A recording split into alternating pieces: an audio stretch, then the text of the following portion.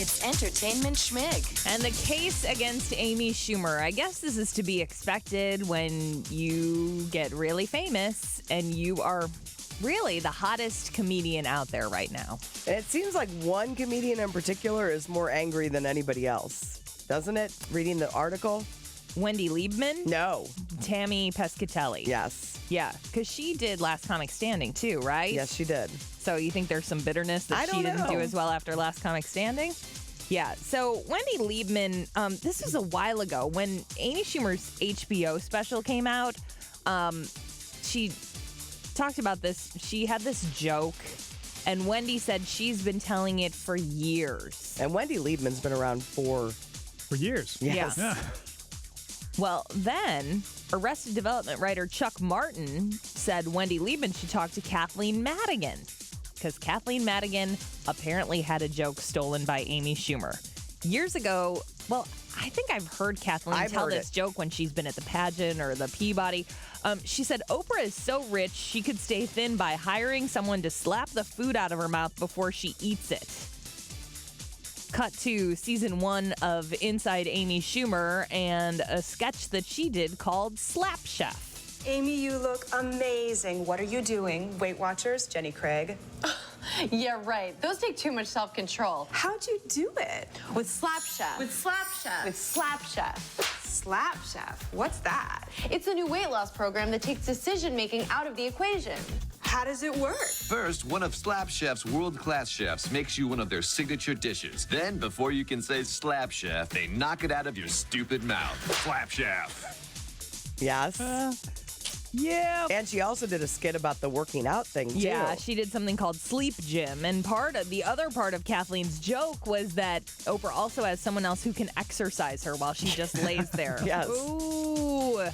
Yeah, Tammy Pescatelli said, here's the dilemma, and I kind of feel this way, that Amy Schumer, she's a feminist, and a lot of her comedy is so smart. Yes. Like, it talks about how there's this double standard when it comes to women. Yet she only steals from female comedians, and if we call her on it, we're jealous or career shamed, like I kind of said about Tammy. Is she jealous that she didn't get as far on It would make me crazy, though, if I had a joke, in any industry. Yeah. She said, we want you to do well. Just do it with your own material. My question is, what is your own material? If you've never seen steal Kathleen Madigan's thing word for word, what if you take something someone said and you kind of run with it and do a whole new thing? Does that count as stealing? I don't know. I'm a little... I feel... She said she did not. Yeah. So... Don't know. And a while ago, it was that Patrice O'Neill, and they were real tight. Oh, yeah. Yeah. And he's since passed. Yeah. Well, I don't think this thing is over, for sure. And now I think that comedians are going to be watching her show with, a fine-tooth comb. She's huge right now. Yeah. I would be nervous to write anything. Yeah, right. Writer's block. Spike Lee wants to clarify he is not calling for an Oscar boycott. He talked about it yesterday on Good Morning America. I'm going to the Knicks game. Okay. I sold my tickets, but after I put my essay out, my wife and I decided we're not going, so I bought my tickets back. Here's the thing. I have never used the word boycott. All I said was my wife, my beautiful wife, Tanya, we're not coming. It's like, do you? I'm not going, my wife's not going, and everyone else can do what they want to do. Yeah, I get it. He's not nominated, so he's not going. Someone else, though, said that they are boycotting, and that is Luther Campbell from 2 Live Crew. Hell yeah, I'm boycotting the Oscars. I wouldn't look at the Oscars to save my life because they don't recognize any African Americans. I mean, they need to broaden their horizon. They need to get to 2016. You weren't invited. Right. He's so horny. I mean, no offense, but they weren't sending you an invitation to the Oscars. I get it. He's just not going to watch. But it's like, who asked Luther Campbell for his opinion on this? Thank you. Thank you. 2 Live Crew. We haven't had any publicity since the late 80s, right? Yes. Early 90s. What was that, They 91? need a new politician to ban them. Oh, yeah. God. The next Terminator movie. Ooh. I won't be back.